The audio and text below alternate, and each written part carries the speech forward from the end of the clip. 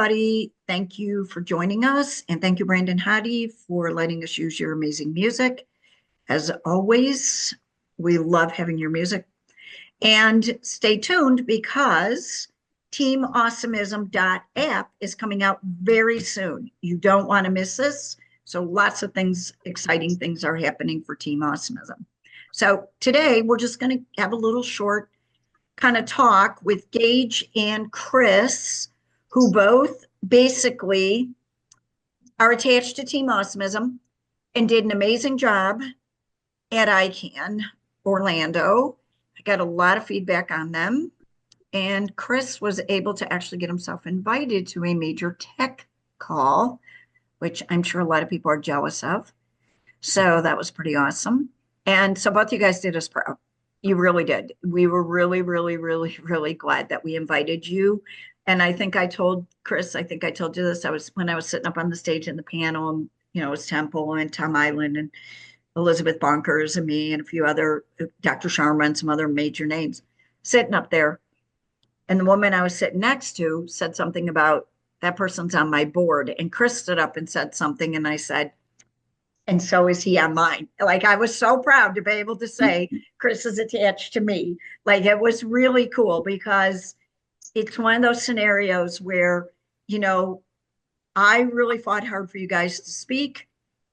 And you guys not only didn't fail me, which I knew you never would, but you way exceeded what I had even hoped. And my expectations were here. So to say you exceeded them, you were here. Okay. My arms can't go any higher. Okay. So I'm really happy. And I just love ICAN. And I love the people that come to ICAN. And I'm so glad that you guys got them in your network. And I want to thank a special thanks to Peyton, because Peyton's on here, because Peyton and I own Team Awesomism together.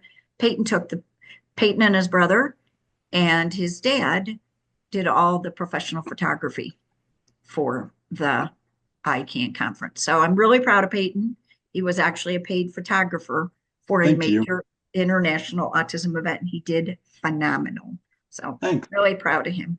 So let's start with Chris. Chris, just tell us a little bit about yourself and what you loved most about ICAN and what you learned from ICAN. Hey, so my name is Chris Weekly. I have a small consulting company called Logical A, where I go in and I educate companies not only on what they don't know about autism, but from a lived experience perspective as relates to the struggles of getting into employment and staying employed. Coming into ICAN, it was, my nerves were all over the place. I really didn't sleep for a couple of weeks prior. This is my first conference, and a big one where I'm going to actually speak. And for me, I can boil it all down to the story of the ugly duckling, where I had been in this long journey, never knowing my place, never knowing where my swans were. And at ICAN, I found my swans. And so the story had a happy ending. Oh, Chris, you just were phenomenal. I literally cannot brag enough about you. You were just so, and it was so funny because every time I would look, I'd see you engage with somebody else getting pictures taken. Like, it was just the cutest thing to me that I kept seeing the two of you on all these pictures with people. Like, that would just made my heart so happy because both of you were like, there were always people around you. And I love that because I would look to make sure that like you guys weren't kind of alone. And I was like, after like 2 hours, I'm like, yeah, I ain't going to worry about this anymore. I'm probably going to need them to come by me because they're bringing all these people around. So it was so great. Go ahead, Gage, tell us a little bit about yourself and what you loved. Well, my name's Gage. And I love the haircut. I'm sorry, what's that? I love the haircut. Oh, thank you. Yeah. Did a bit of a release, and doing my hair 2 weeks for kids. And what I'm doing is I've done podcasting for the past 5 years. I've had some adjustments with it the past like 6 months, but my main goal was, I kind of started my journey 5 years ago, really podcasting and become more of an autism advocate. And really my biggest goal was to not let other kids suffer like I did. Because growing up autism, it's a whole different game, and it's very difficult. Some don't even make it. So my biggest goal and mission is to not allow people to suffer like that, and to bring a little bit more autism understanding. And I got to speaking of ICAN was a phenomenal opportunity. And for me, what I learned a lot from that conference was like not just professionals that are speaking a lot about autism, but even those with autism, more of them are coming out speaking. And just I was feeling their messages because it wasn't just like facts or like, hey, this is what might cause autism or this might be good for autism for people that have autism. It was more like, us come together, not just from the mind, but from the heart. And just listening to different speakers, I was heartstruck. I was like, wow, this is just amazing. Just to have the opportunity to be in the same room as these amazing people and to have opportunity to talk to them and just learn, because for me, I was just having a student mind, just like taking in all this knowledge information. And I just felt truly honored to be in that room and to connect with so many amazing people. Yeah, I love that. When you were talking and you were saying that there were so many autistic adults there, that's one of the things that I love so much about ICAN is that it focuses on the actual autistic adults, not just on let's all sit in a room and talk about the autistics. It's talk to and with the autistics. That's what I love about it. And I have to tell the greatest story that came out of this whole thing. One of the women that I invited, and I'm not going to give too many details because it's her story to tell, but she came up to me afterwards and said, before the conference, I really didn't talk to people about that I was autistic because I didn't want the judgment. I didn't want the issues. She said, after being there and being around so many amazing autistic adults, she said, I'm shouting it from the mountaintops. I'm proud that I'm autistic. And that to me was everything.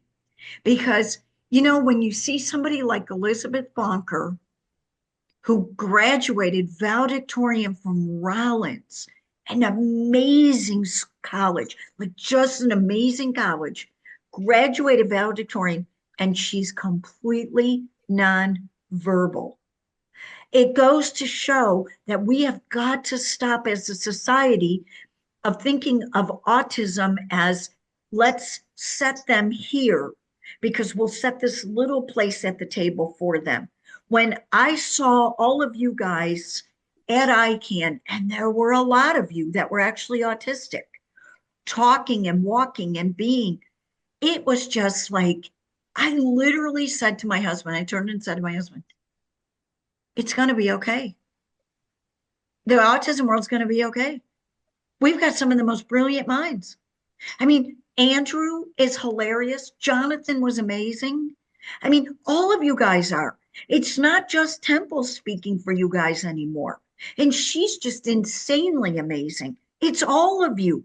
All of you guys are out there now spreading your story, talking, showing, walking, being there. You're all doing different things in your lives. You all have different life experiences. You all come from different areas. Some are writers, some are speakers, some are podcasters, some are like Elizabeth, who came up with the alphabet stuff for the nonverbal. Some are like Chris, who work in tech. It's such a broad spectrum of autism, but it's also such a broad spectrum of autistic adults. And that's what I loved. And that's what Team Awesomism is about, is to show the world the awesomism side of it. Not just always focus on they can't do this, or they think this, or they stim, or they stress, or they have meltdowns. You know what? We all have meltdowns. We all stress. We all do things. You guys just are changing the world in such an amazing way. And I was so excited when I left ICAN. And I had a parent come up to me and she said to me, can I ask you a question? I was sitting on the table. Everything was over. I was sitting on the table waiting for my husband to come with the cart to take some of the stuff that we had from our booth. And I was just sitting there. She said, can I ask you a question? And I said, sure. And she started asking, she just broke down and she said, I'm dealing with this, I'm dealing with that. And I said, well, it's kind of not my expertise, but I can tell you just from a mom perspective, from someone who's been around a lot of autistics, let me just, give you my opinion on it. So I gave her an opinion. She's like, oh, I like that. And then she kind of sat there and I said, there's still a few of the experts that are here, if you'd like to talk to them. And she looked at me and she said, no, you know what? I'm going home with a whole different attitude because I saw all these autistic adults and they've all made it and they're all doing it and they're all amazing. And she said, I came here thinking, oh my goodness, what is this world going to be for my son? And I'm leaving thinking this world is going to be okay for my son. And that was everything. Those are the stories that are coming out of ICAN that you can't put a price on. And I think the best thing about ICAN is it's not about the numbers, it's about changing lives. Too many of these, they want 10,000 people there, and it's not a success unless you brag about how many people are there or everything. We all got to really know each other. We all got to really connect, and we all got to really intertwine. And I know that Chris picked up, like I know there were people who, professionally were interested in Chris because they would talk to me about him. And that's what this was about. And I'm glad that you guys walked away feeling that. And I'm glad that you walked away with that experience, because if you had come to me afterwards and said, it was okay, I felt okay, but there were some really negative moments, it would have broke my heart. And instead, I watched you guys laughing, clapping, having a great time, getting so many pictures. And it cracked me up. I'm on my Instagram, and every other minute I'm seeing Gage or Chris on my Instagram feed from people. Like, people are just putting all these pictures out of you guys. I'm just cracking up. I'm like, this is amazing. Who would have ever thought this for either of you 10, 15 years ago? And There wouldn't have been. There just wouldn't have been. See? I just want to give a quick shout while we're here to Peyton, being on the ball the way he was. There was a time when I was moderating, where I was a co-chair, and the clock didn't reset, and he was kind of instrumental in making sure that that was known and that got taken care of. And so he was quick to come over. I was like, yeah, I just waved him over. And so yeah, he was on it, and he kept the steady lens. He got some terrific shots, and so kudos, man. Thank you. Thanks, Chris. Yeah, he really, it was funny because one time I was up on the stage and I texted him and I said, can you stand over on the side? He goes, I will walk over there when it's ready. And I just tried not to laugh because he did. Like, he had it all planned in his head. I was so busy worrying, and Peyton had it all planned out. And he did a great job. All of you guys did. And that's why I know you guys are busy and I didn't want to take up a lot of your time. I just wanted you guys to share a little bit. I just wanted to tell you publicly in a podcast too, how proud of you guys I am and how happy I was that you guys spoke. You represented yourself so well. You represented your businesses so well, and you represented Team Awesomism so well. And all three of those are amazing. And I can't thank you enough for being there. I can't thank you enough for being you. And I can't thank you enough for what you did at ICAN, because you made impressions, because people came up, talked to me about you. And I was running around like a chicken with my head cut off because there was always something I needed to deal with. And yet somehow a couple people just stopped me, grabbed me and said, I just want to tell you something about, and told me.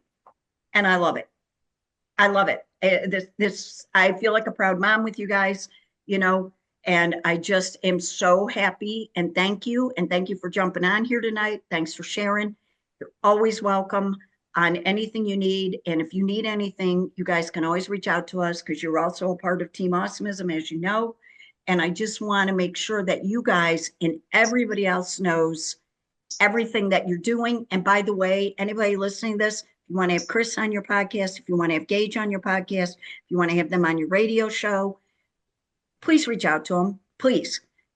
We need to get their voices out there.